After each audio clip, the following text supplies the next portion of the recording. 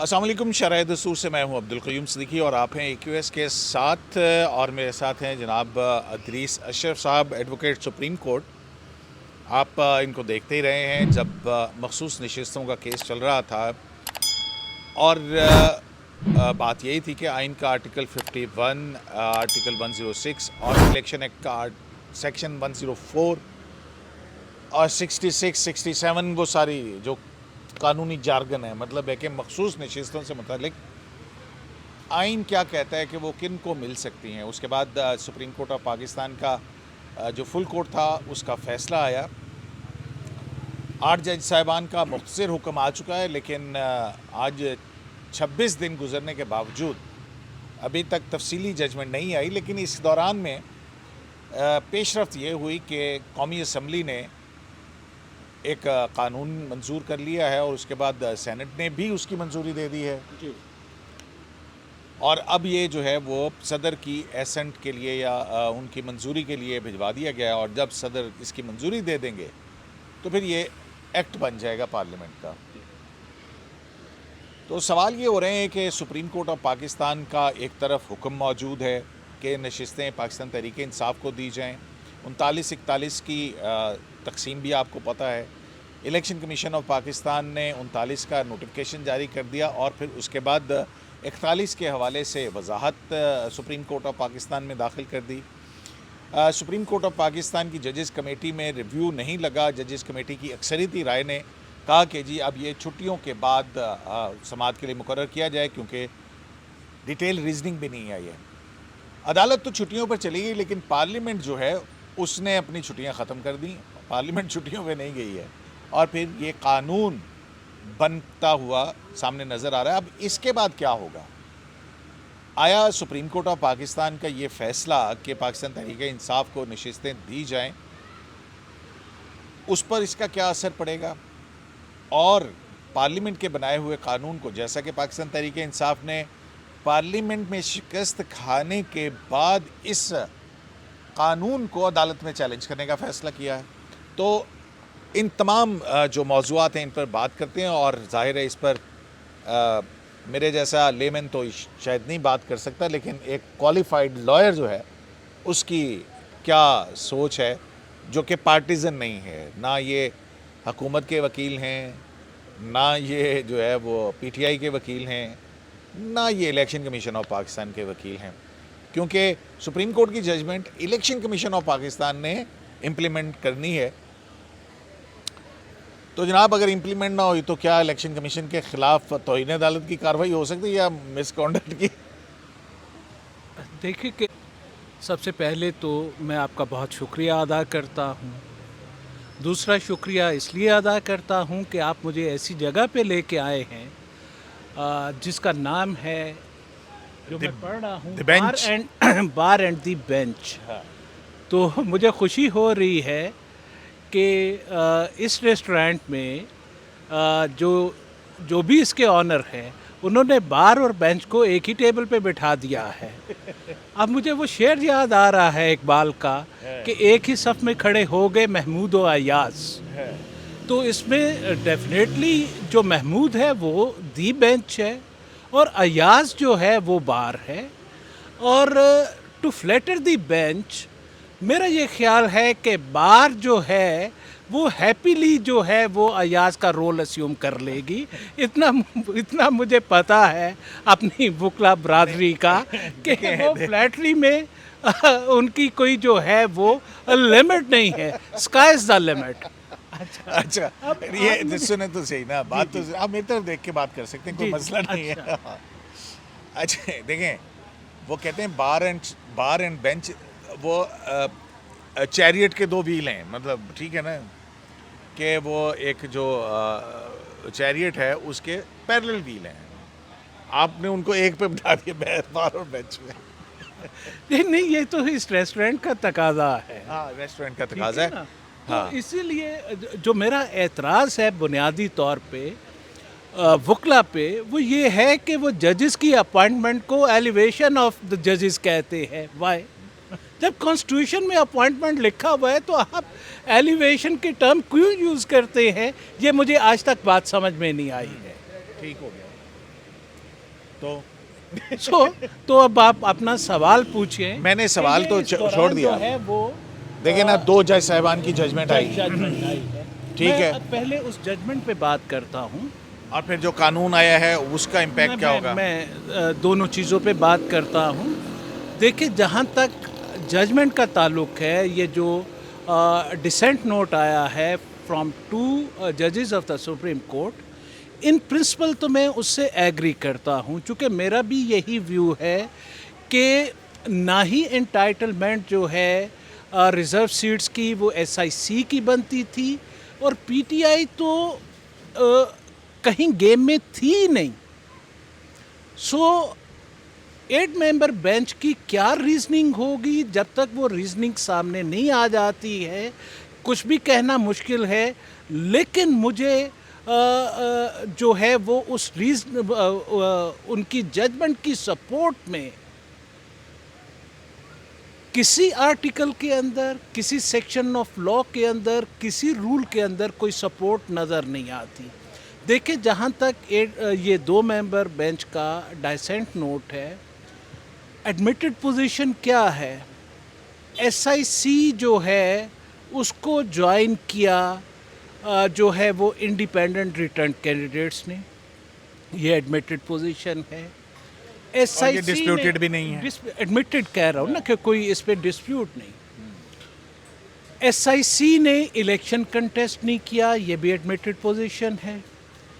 SIC نے کوئی reserve seats کے لیے کوئی لسٹ فائل نہیں کی, اور کوئی اس کے جو ریزرو سیٹس کے کینڈیڈیٹ ہیں انہوں نے نامینیشن پیپرز نہیں فائل کیے, یہ بھی ایڈمیٹڈ پوزیشن ہے. اب ان حالات میں اب آئین اور قانون کیا کہتے ہیں. آئین یہ کہتا ہے کہ ریزرو سیٹس ان پولیٹیکل پارٹیز کو ملیں گی کہ جنہوں نے الیکشن کنٹیسٹ کیا ہو اور سیٹ بھی جیتی ہو, یہ تو آئین کہتا ہے. اور ان کی جو ریپرزنٹیشن ہوگی نیشنل اسمبلیز یا پروونشل اسمبلیز میں اس کے پرپورشنیٹ ملیں گی. اس کے بعد ایک پروسیجر ہے سارے کا سارا, وہ سیکشن 104 میں دیا ہوا ہے کہ وہ کس طرح جو ہے وہ اپلائی کیا جائے گا جب الیکشن کمیشن شیڈیول اناؤنس کرے گا, اس کے ساتھ کیا کیا ہونا ضروری ہے. چونکہ یہ ہم پہلے 2 ویلاگس میں یہ چیزیں ان ڈیٹیل ڈسکس کر چکے ہیں تو میں وہاں نہیں جاتا ہوں. نہیں, ہم 2 جج صاحبان کی ججمنٹ کے اوپر ہی رہتے ہیں نا. وہی آلدو کہ اس میں بہت سارے سخت لفظ بھی استعمال ہوئے اس کے اندر. اس طرح جیسا یہ جو اختلافی نوٹ ہے وہ انہوں نے یہی بات کی ہے کہ SIC کی کوئی انٹائٹلمنٹ نہیں بنتی ہے. اس کے ریزنز جو ہم پہلے ڈسکس کرتے رہے ہیں, مور اور لیس وہی ریزننگ انہوں نے کی ہے. اب جو دوسری بات انہوں نے کی ہے کہ 185 کی جو ریسٹرکشن میں ہے, یعنی اپیل والی جو ریسٹرکشن میں ہے, اس کا ہم وہ تو ایک جنرل جو ریسٹرکشن ہے نا 185(3) یعنی ایپلیٹ جو ریسٹرکشن میں ہے, اس میں یہ ہے کہ جو کیس تھا آپ کا ہائی کورٹ کے اندر, جو پلیڈنگز تھی آپ کی ہائی کورٹ کے اندر, جو کیس تھا آپ کا الیکشن کمیشن کے اندر, یہ ایڈمیٹڈ پوزیشن ہے کہ SIC نے جو ہے وہ اپلیکیشن فائل کی تھی وہ ٹرن ڈاؤن کی. یہ بھی اس جو ہے وہ اختلافی نوٹ میں لکھا گیا. اس کو امپیون کیا گیا پشاور ہائی کورٹ میں. 5 ممبر بینچ نے یونینیمسلی ان کی ریٹ پٹیشن کو ڈسمس کیا, یہ بھی اختلافی نوٹ میں لکھا گیا. اور اس کے بعد جو ہے وہ پٹیشن آ گئی سپریم کورٹ کے اندر. اب یہ جج صاحب جو فرما رہے ہیں وہ یہ کہتے ہیں کہ بھائی نہ ہائی کورٹ کے سامنے نہ الیکشن کمیشن کے سامنے PTI تو کہیں نہیں ہے, یہ یکدم PTI کہاں سے نازل ہو گئی ہے. سو ان کی جو ججمنٹ کے حوالے سے جو انہوں نے اپیلز کو ڈسمس کیا ہے اس سے تو میں ٹوٹلی ایگری کرتا ہوں. لیکن کچھ چیزیں ایسی ہیں پیرا 11 اور پیرا 12 میں جس کو میں اوور سٹیپنگ سمجھتا ہوں.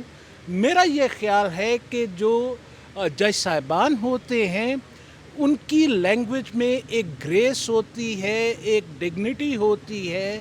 جب آپ کریشن اور کاروڈ آؤٹ جیسے टर्मिनोलॉजी यूज़ करेंगे, जब आप ये कहेंगे कि जी वो इन्फ्रक्चर्स हो जाता रिव्यू, तो ये मेरा ख्याल कि यहाँ ओवरस्टेपिंग है। प्लस आप ये कहते हैं कि जी जो एमएनए इस जजमेंट को की कंप्लायंस करेगा, ओबे करेगा, वो डी-सीट हो जाएगा और उसके ऊपर जो है वो ऑनेस्ट सादिक भी जो है वो एलियन वर्ड ऑनेस्ट एंड अमीन नहीं रहेगा।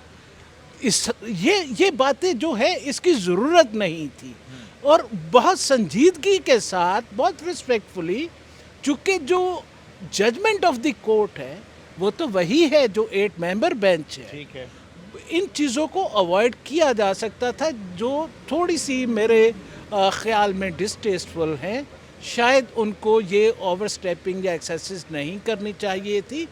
अलबत्ता हम आज़ाद हैं एज अ क्रिटिक, हम जो है वो उस अच्छा, जजमेंट का वो ठीक हो गई आपकी बात अदरीस साहब, आपका पॉइंट आ गया। लेकिन वो जो ये कहते हैं कि जो पीटीआई को रिलीफ दिया गया है जी वो आर्टिकल 51, 106 और 51(6) डी और ई जो है उन मुतल्लिका शिकों को मुअत्तल किए बगैर नहीं दिया जा सकता।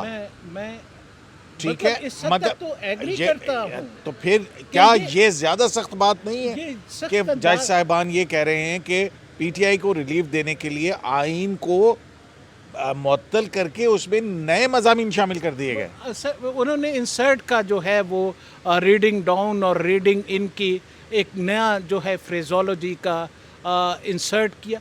मैं ये कहता हूँ कि ये बात दुरुस्त है कि आर्टिकल 51 डी और जो है वो 106 के अंदर जो है ये नहीं हो सकता था, ये नहीं हो सकता था।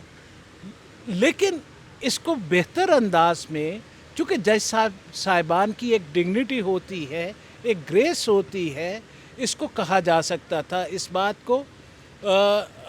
लेकिन वकला जो क्रिटिसाइज़ करते हैं वो तो आज़ाद होते हैं, लेकिन जज साहिबान थोड़ा सा जो सुप्रीम कोर्ट का लेवल है उसको मद्देनज़र रखते हुए ज़्यादा मोहतात होते हैं बात करने में। आपने प्रोसीडिंग भी देखी थी, जी क्या प्रोसीडिंग्स के अंदर इस तरह से होता है जिस तरह से बाकी मतलब है कि सॉरी टू से अब तो कार्रवाई पड़ी है, आप जाके देख लीजिए वहाँ पे जज साहिबान का क्या किरदार था, वहाँ पे हो क्या रहा था।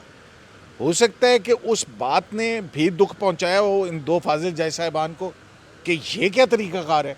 अगर ऐसा है तो फिर हम भी थोड़े से सख्त लफ्ज़ जो है वो इस्तेमाल कर लेते हैं, उनके पास भी राइट है, देखें कि लिखें वो जो लिखना चाहते हैं। देखें बात ये है कि अगर बाकी लोग गलत कर रहे थे, यही तो मेरा पॉइंट है कि जो जजेस होते हैं वो इतने बड़े होते हैं, उनका ग्रैंडर इतना ज़्यादा होता है कि वो रिएक्ट नहीं करते हैं। अच्छा, आप ये बताएं कि अब जो पार्लियामेंट ने कानून मंजूर कर लिया है, जो अब तो सदर की एक रस्मी सी मंजूरी है उसके लिए चला गया है, तो उसका इफ़ेक्ट क्या होगा? देखें कि जो मेरी ज़ाती राय है वो ये है कि पार्लियामेंट कोई भी लेजिस्लेशन कर सकती है। ये कोई ऐसा नहीं है, इसकी जूरिस्प्रूडेंस हमारी खासी डेवलप हुई हुई है।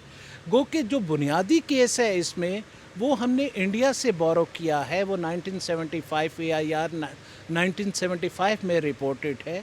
वो इंदिरा नेहरू गांधी का केस है और वो भी इलेक्शन एक्ट के मुतालिक ही है। और फिर हमारे यहाँ जो है वो फैक्टो बेलारूस वाले केस में भी इसके ऊपर डिस्कशन की गई है कि क्या इफ़ेक्ट को, किसी जजमेंट के इफ़ेक्ट को नलीफाई किया जा सकता है।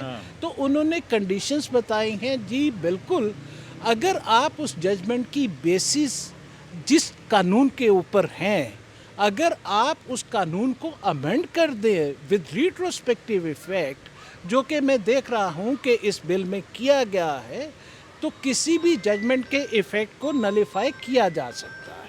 तो उसका असर क्या होगा अगर ये इफ़ेक्ट जो है 8 जज साहबान की अभी डिटेल रेजिंग नहीं आई है और उससे पहले ये हो गया है, तो उसका इफ़ेक्ट क्या होगा? अब क्या होगा? वो सीटें जो सुप्रीम कोर्ट ने कहा कि पीटीआई की हैं, الیکشن کمیشن نے 39 کا نوٹیفیکیشن بھی کر دیا ہے, 41 کا ابھی تک پتہ نہیں ہے.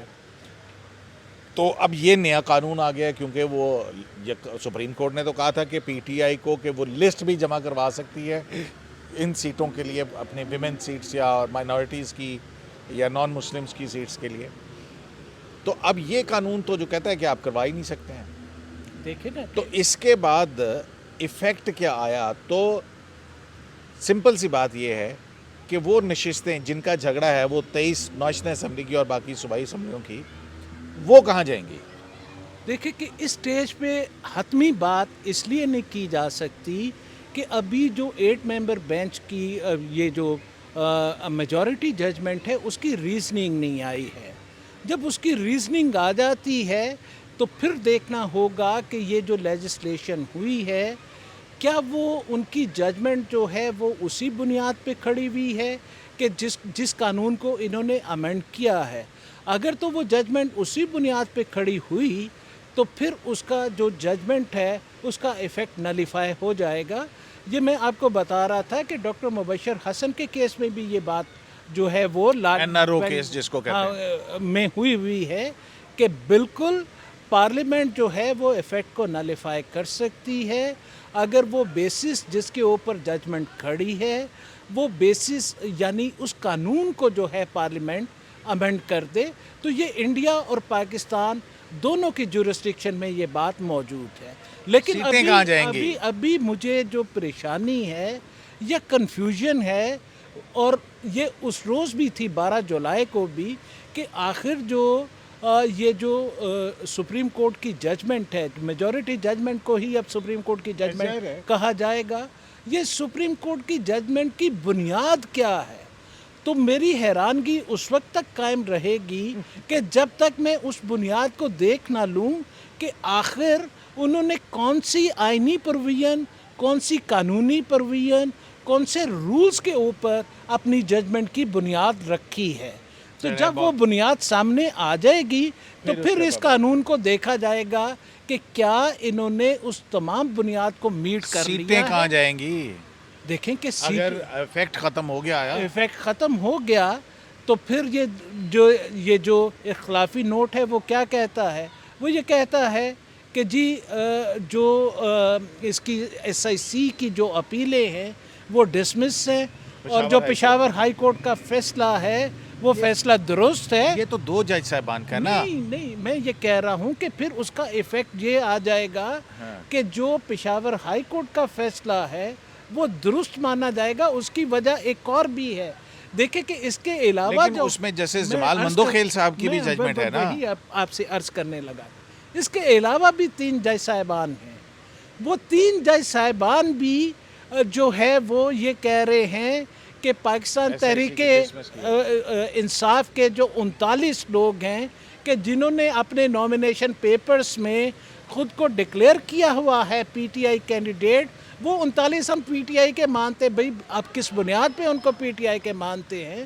اگر ان کے نومینیشن پیپرز کی سپورٹ میں وہ سرٹیفکیٹ موجود نہیں ہے, اور یہ آلریڈی قانون موجود ہے سیکشن 67 سب سیکشن 3 میں, کہ اگر وہ کوئی candidate not nominated by a political party is an independent candidate, یہ ری ایمفیسائز کیا ہے اس قانون سے. اچھا, تو آپ کی حیرانی جو ہے وہ ختم ہوگی اس وقت جب آئے گی ڈیٹیل ریزننگ کہ یہ ریلیف کیسے کاروڈ آؤٹ کیا گیا. کیسے میں یہ کہہ سکتا ہوں کاروڈ آؤٹ کیا گیا, لیکن میں ججز سے ایکسپیکٹ کرتا ہوں کہ وہ زیادہ ڈیسنٹ اور زیادہ گریسفل لینگویج جو ہے وہ یوز کریں. چلے ٹھیک ہے, لیکن دوسری طرف جو ہے وہ کچھ بھی کرتے رہیں. میں تمام ججز کی بات کر رہا ہوں. اوکے, دیکھیں کہ بات یہ ہے کہ سپریم کورٹ اس ملک کی سپریم کورٹ ہے, اور میں اس ملک کا سٹیزن ہوں. اس ملک کے تمام ادارے میرے ادارے ہیں. بالکل جی, میرے بھی ادارے ہیں, وہ بہت اچھے طریقے سے پرفارم کریں. میں تو یہ چاہ رہا ہوں کہ آپ جو ہے وہ آپ کی حیرانگی ختم ہو. ٹھیک ہے, بہرحال میری حیرت قائم ہے, اور جو ہے وہ اسی انٹینسٹی سے قائم ہے جب سے یہ فیصلہ میں نے پڑھا ہے 12 جولائی کو, اور مجھے ابھی تک بھی میں نے بہت کوشش کی کہ چلو میں پھر دوبارہ چیزوں کو دیکھوں. ہو سکتا ہے کہ مجھے ان کی ریزننگ میں آئین قانون یا رولز کی کوئی سپورٹ نظر آ جائے, لیکن مجھے نظر نہیں آ رہی ہے.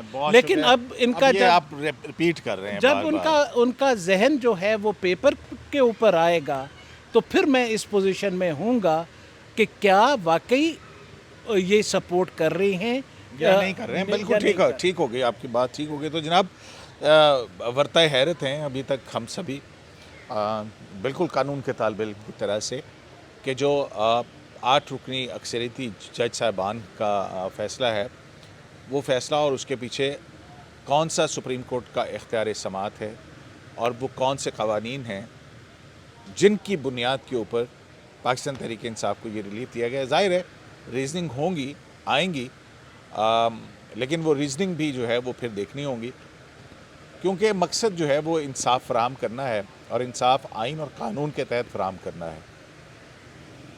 شرائع دستور سے عبدالقیوم صدیقی کو AQS لائیو سے اجازت دیجیے. اللہ نگہبان.